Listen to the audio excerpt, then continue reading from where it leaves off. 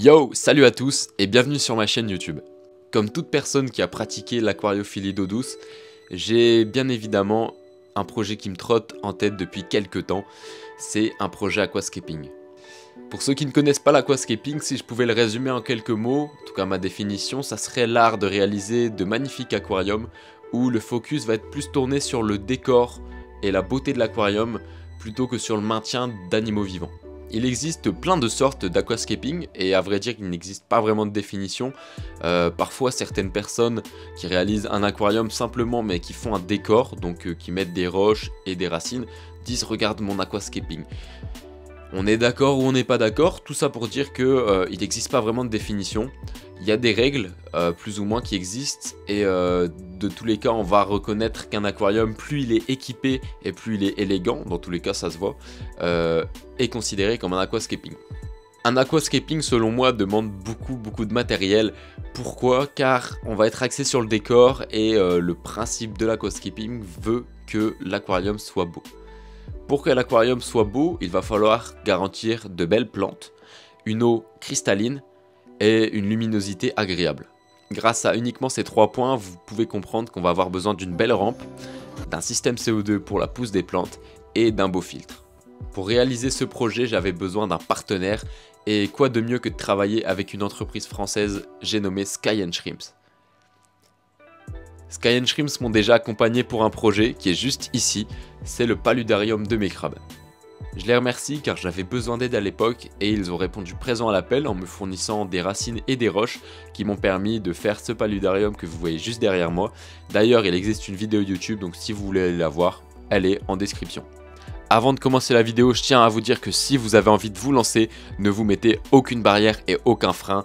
Les seules barrières sont dans votre cerveau, donc ne les écoutez pas et laissez exprimer votre imagination pour réaliser un rendu on ne peut plus naturel et personnel. Pour réaliser ce projet, je me suis équipé d'un aquarium de 30 litres. Pour la cuve, j'ai décidé de partir sur une cuve rectangulaire de 30 litres, une cuve en verre extra clair. Vous pourrez retrouver ces types de cuves bien évidemment sur les sites de Sky & Shrimps. Pour ma part, j'avais en tête un Iwagumi. Donc un Iwagumi, c'est une branche de l'aquascaping, c'est un style qui a voilà ses normes, mais chaque Iwagumi a son propre style et j'avais envie de réaliser le mien. Pour l'éclairage, je suis parti sur une Chiros WRGB2 Slim, donc ce sont de très bonnes rampes, honnêtement, de très bonnes rampes, très performantes. Elles coûtent un peu d'argent, mais honnêtement, c'est un investissement assez intelligent, surtout si vous voulez faire de l'aquascaping. Dans un premier temps, car elles vont fournir une luminosité suffisante pour vos plantes, et vous avez surtout la possibilité de régler tous les spectres et les différentes couleurs, l'intensité. Vous avez possibilité de la programmer entièrement grâce à une application, donc simplement avec une connexion Bluetooth, et ce qui vous évitera d'acheter un programmateur, un minuteur classique. Donc c'est déjà un petit plus et surtout qu'elle va pouvoir vous faire de très jolis levées et couchers de soleil entre guillemets, des simulations de coucher de soleil et de lever de soleil qui sont très agréables non seulement pour vous à l'extérieur, c'est très agréable à regarder, mais également pour vos poissons et vos plantes. Juste une petite précision, l'aquarium est posé sur un meuble, il me semble que c'est un meuble Ikea, il est assez grand, l'aquarium doit être à plus d'1,50 m de haut. Personnellement, j'aime beaucoup le fait que cet aquarium soit en hauteur, notamment parce qu'il est à hauteur de mes yeux, donc dès que je rentre chez moi, je peux le voir immédiatement en face de moi. Ensuite, je suis passé à la réception et à l'ouverture du colis que m'a gentiment envoyé Sky & Shrimps. C'était un beau bébé, honnêtement, le colis pesait plus de 15 kg, donc assez lourd. Donc Sky & Shrimps m'a envoyé une magnifique serviette brodée à leur effigie, que j'adore, franchement elle est très bien. Ils m'ont gentiment envoyé des plantes, donc pour un Iwagumi, on a en général besoin de plantes gazonnantes, donc vous voyez ici 2 variétés de plantes gazonnantes qui sont franchement très jolies. L'avantage des plantes in vitro, c'est que vous n'allez pas avoir de problème d'escargot ou de parasites externes, et également qu'en général elles reprennent plus vite car elles sont en général dans des meilleures conditions que les plantes en pot. Ensuite, il y avait un magnifique filtre externe, alors je ne connaissais pas du tout ce type de filtre.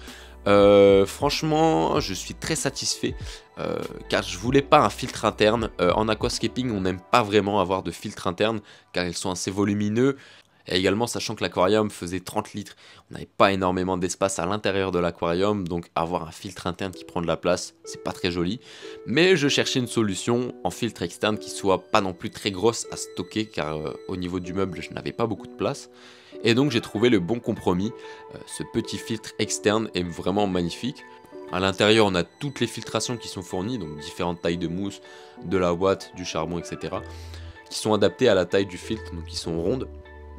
Je vais juste me permettre d'ici quelques temps de remplacer les cannes qui sont actuellement en plastique dur gris par des cannes sûrement en inox ou en verre, quelque chose d'un peu plus esthétique. Mais ça c'est mon choix personnel et franchement elles font très bien l'affaire, les cannes qui existent déjà sur le filtre.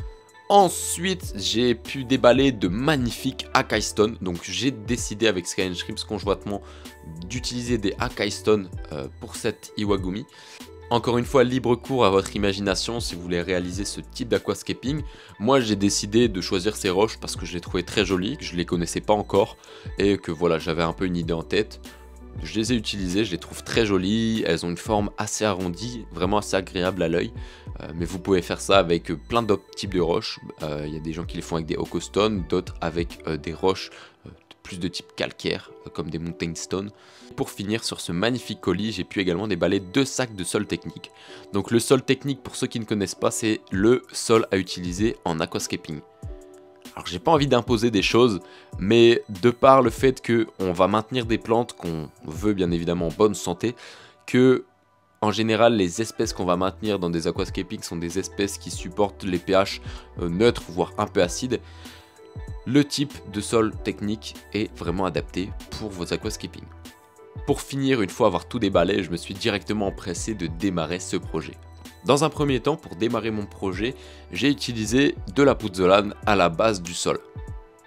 La pouzzolane, c'est une roche très poreuse qui va vous permettre déjà de créer du relief pour peu d'argent, on peut le dire, ça coûte pas très cher la pouzzolane. Et également, ça va être un énorme refuge bactérien car elles sont très poreuses et les bactéries adorent ça. Ces pouzzolanes, je les ai mis dans un petit filet à linge que j'ai posé sur le fond de l'aquarium. Grâce à ce filet de pouzzolane, je vais pouvoir commencer mon décor en plaçant la plus grosse roche sur ce filet. Cette roche, je la trouvais très jolie, mais j'avais quand même envie de créer du relief dans l'aquarium. Et malheureusement, si je la posais sur le fond de l'aquarium, le niveau, entre guillemets, le point culminant des roches allait être trop bas. Donc j'ai décidé de la poser sur le filet pour qu'elle soit un peu plus haute. Ensuite, je me suis amusé à disposer les roches. Alors ça, j'en ai eu vraiment pour quelques heures. Ça peut parfois prendre quelques journées pour vraiment trouver le positionnement parfait. Je vais vous passer ce moment qui était un peu long, mais voilà, au bout d'un moment, j'ai trouvé une disposition qui me convenait. Je la trouvais très sympathique. Donc, principalement, j'ai déposé une roche, une deuxième roche qui était un peu plus petite, que j'ai bien placée. Et ensuite, tout ce qui est petite roche, ça va venir apporter du détail à la structure déjà créée. Donc on va les mettre plus près de la vitre, plus en avant, pour vraiment apporter à l'œil quelque chose d'agréable et d'uniforme et au plus naturel possible. Une fois tout ça installé, j'ai pu commencer à mettre le sol technique tout autour de mes roches. Donc pour ça, pas besoin de le laver, le sol technique vous l'installez directement dans votre aquarium. Vous pouvez le mettre à niveau, répartissez-le bien un peu partout. Et pensez aux zones de plantation bien évidemment, parce que c'est dans le sol technique qu'on va planter nos petites pousses. Ensuite j'ai utilisé mon kit de plantation, donc pour ça rien de plus simple, je prends une petite assiette sur laquelle j'installe des différents brins de plantes que j'ai prédécoupés. Je m'équipe d'une pince aquascaping, donc c'est des pinces qui vont vous faciliter la vie lorsque vous plantez ou que vous entretenez vos aquariums, c'est indispensable si vous voulez vraiment vous épanouir. Et je me munis également de mon spray qui va me permettre d'humidifier mon sol technique et également d'arroser les plantes pour ne pas qu'elles sèchent. Ensuite, le petit moment détente lorsqu'on fait un aquascaping, c'est la plantation. Durant quelques dizaines de minutes, je vais m'amuser à planter tous les brins que j'avais prédécoupés à différents niveaux dans l'aquarium. Rien ne sert de trop les coller, rien ne sert de trop les espacer, mais faites en fonction des quantités que vous avez et en fonction de la surface de votre aquarium. J'ai décidé de planter les Eleocharis, ces petites plantes avec des feuilles de type gazon, on a vraiment l'impression que ça ressemble à de l'herbe. J'ai décidé de les planter au fond, derrière les roches. Je ne sais pas pourquoi je l'ai fait, mais je sentais bien cet effet un peu gazon derrière les roches. Et ensuite la seconde plante qui est une plante à tige, donc qui va se répandre sur la surface de l'aquarium en faisant des rejets. Je l'ai installée partout, sur les côtés, sur le devant de l'aquarium, entre les roches. un petit tip si vous voulez réaliser ce type d'aquarium, n'achetez pas énormément de variétés de plantes. Rien ne sert de trop varier les types de plantes. Vous pouvez en mettre 2, 3, 4. Mais 4 commence déjà à être beaucoup de variétés de plantes pour des aquariums, surtout si c'est des petits volumes. Il faut savoir que le fait d'avoir une ou deux variétés de plantes va permettre d'avoir une belle harmonie au niveau de l'œil, car on va vraiment avoir l'impression que c'est une plante qui est là depuis des années, qui s'est répandue. Et quand on a trop de plantes, en général, ça commence à faire un peu artificiel. On comprend que c'est l'humain qui aime bien les variétés de plantes, qui en a mis plusieurs. Mais vraiment, pour ce type d'aquarium, moi je vous recommande, c'est de mettre le moins possible de variétés de plantes. Vous allez vraiment adorer le rendu final avec si peu de variétés au final. Le hardscape est fait, la plantation est faite, maintenant il ne me reste plus qu'à lancer mon aquarium, donc c'est vraiment le lancer, le mettre en eau. Mais attention, car je vais utiliser une méthode un peu différente avant de le mettre en eau. Comme je vous l'ai dit, pour un aquascaping, une des priorités, ça va être les plantes. Les plantes sont vraiment très importantes et c'est d'ailleurs la raison pour laquelle on va autant en prendre soin et mettre du CO2 dans l'aquarium pour qu'elles se développent vraiment bien. Pour ces types de plantes, les plantes gazonnantes que j'ai utilisées, on a la possibilité de démarrer en dry start. Le dry start, qu'est-ce que c'est? C'est en fait une méthode avec l'aquarium qui nous permet de démarrer sans mettre d'eau. Les plantes vont commencer à pousser sans que je remplisse l'aquarium.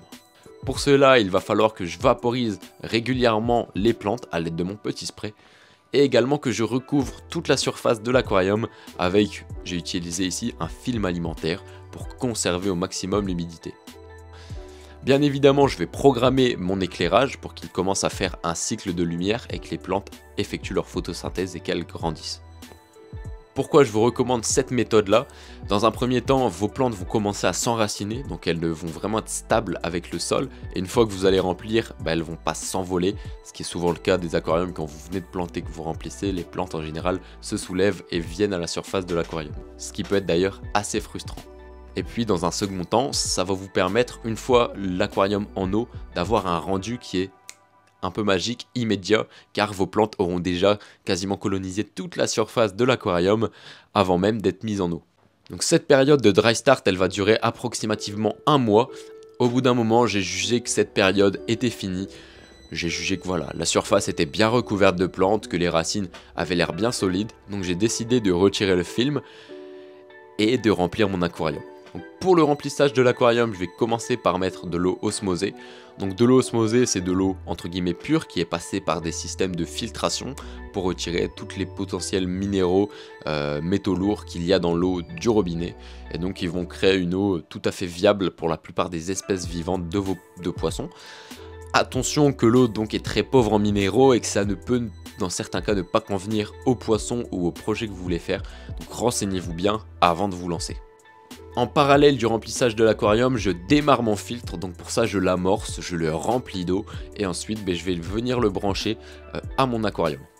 Ce qui est bien avec ce filtre également, c'est que j'ai pu couper moi-même les tuyaux et donc voilà, juger en fonction de l'aquarium la longueur de tuyau que je voulais, donc ce qui permet de potentiellement le mettre dans une décantation ou comme moi je l'ai fait à côté de l'aquarium. C'est vraiment flexible et c'est vous qui voyez ce que vous voulez faire avec ce filtre.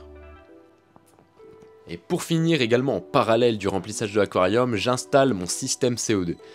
Si vous voulez plus d'informations sur le système CO2, n'hésitez pas à aller voir la vidéo que je vous mets en description. Elle vous expliquera tous les détails de l'installation d'un système CO2 avec une bouteille SodaStream comme j'ai utilisé.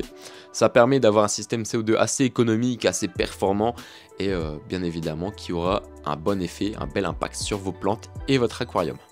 Maintenant l'aquarium est totalement fini, on a rempli l'aquarium, on a fait le décor, on a installé les plantes, elles ont déjà poussé, le filtre et le CO2 sont installés. À vrai dire, il manque plus que le vivant et tout est bon. Les amis, la vidéo touche à sa fin, je vous remercie d'être resté jusqu'au bout. Je pense que si vous êtes encore là, c'est que la vidéo a dû vous plaire. En tout cas, moi, la vidéo m'a pris énormément de temps à monter. Le bac a également pris du temps à démarrer, mais voilà, tout est parti, la vidéo est publiée, le bac est lancé. À ce jour, je n'ai pas encore mis de vivant dans l'aquarium, mais je pense que ça vous intrigue de savoir qu'est-ce que j'ai envie de mettre dans cet aquarium. Je vous invite à vous abonner et activer la petite cloche de notification pour recevoir la notification. Car oui, je vais sortir une partie 2 de cette vidéo, donc avec l'introduction du vivant et aussi un bilan de mon premier aquascaping d'ici quelques semaines, quelques mois. Pour rappel, ce projet n'aurait pas été possible sans l'aide de Sky & Shrimps, donc s'il vous plaît, allez leur faire un gros big up en allant faire un tour sur leur site, qui est vraiment très complet. Avant de démarrer l'aquascaping, je passais déjà par eux, j'achetais mon scape, mes éclairages, mes filtres chez eux, donc vraiment il y a énormément de choses. Pour finir, je vous invite à aller me suivre sur mes différents réseaux sociaux. Donc je suis présent notamment beaucoup sur TikTok et Instagram. Donc pareil, vous retrouverez les liens dans la description. Et écoutez, moi en attendant, je vous souhaite vraiment de vous épanouir dans votre passion. Et nous, on se retrouve à bientôt sur mes différents réseaux.